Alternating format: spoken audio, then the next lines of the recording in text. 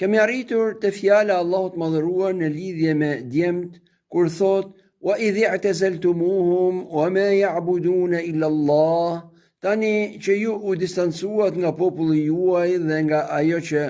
ata adhurojnë përveç Allahut Madhëruar, fa'u ila al-kahf, mësyni për tek shpella, yanshur lakum rabbukum min rahmatih, që Allahu Madhëruar të shtroj mbi ju rahmetin e tij, wa yuhayyi lakum min amrikum mirfaqa, dhe gjithashtu të përgatis për çështjen tuaj lehtësim. Këto fjalë janë prej fjalëve të djemve, duke këshilluar njëri tjetrin pasi që janë distancuar nga shirku dhe idhujtaria dhe përmban dy gjëra. E para prej tyre, ata këshillojnë njëri tjetrin për t'u larguar tashme edhe fizikisht prej popullit të tyre,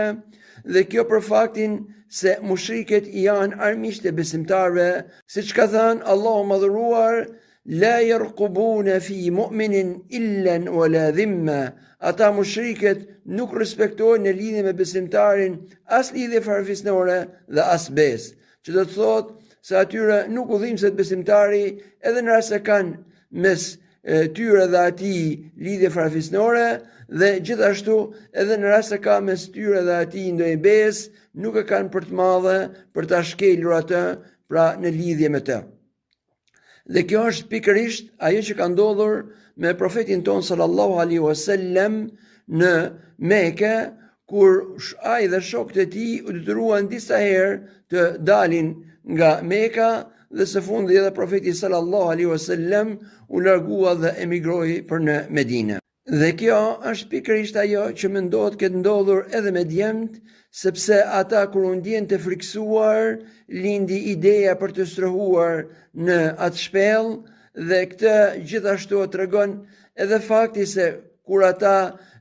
pasi do të zgjohen, siç do vinë ajetet e tjera, i thonë njëri tjetrit,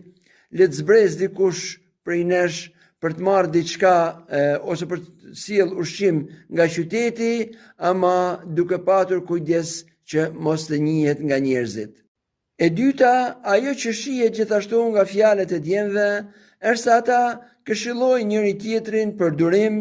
për të përballuar qëndrimin e tyre në atë shpellë, dhe kjo duke shpresuar në kujdesin e Allahut Madhëruar dhe rahmetin e tij. Këtë e shohim qartë tek fjalët e tyre kur i thonë njëri tjetrit, t'ju shtroj ju Zoti juaj për rahmetit e tij, pra t'ju jap rahmet siç shtrohet qilimi për njerëzit e nderuar. Dhe gjithashtu te fjala e tyre kur thonë të përgatis për ju Zoti juaj lehtësim, që do të thotë të përgatis atë nderimin tuaj siç përgatitet për njerëzit e nderuar apo miqt. Dhe s'ka dyshim që ata në çështjen e tyre ishin miqtë e Allahut Madhëruar. Dhe i thanë këtë fjalë duke mos ditur se çfarë do ndodh me ta, por me zemrat e tyre të mbushura plot shpresë se Allahu Madhëruar do ta mbështesë çështjen e tyre dhe nuk do t'i braktisë ata. Dhe kjo na kujton me fjalën e profetit ton sallallahu alaihi wasallam kur thot law annakum tatawakkaluna ala Allahi haqqa tawakkulihi, sikur ju të mbështeteshit tek Zoti juaj siç e meriton ai të mbështeten krijesat, la razaqakum kama yarzuqu at-tayr, do të kishe furnizuar ju siç i furnizon zogjt. Taghdu khimasan, kur dalin në mëngjes për të kërkuar riskun, dalin me barkun bosh, wa taruhu bitana, dhe në fund të ditës kthehen me barkun mbushur plot dhe të ngopur.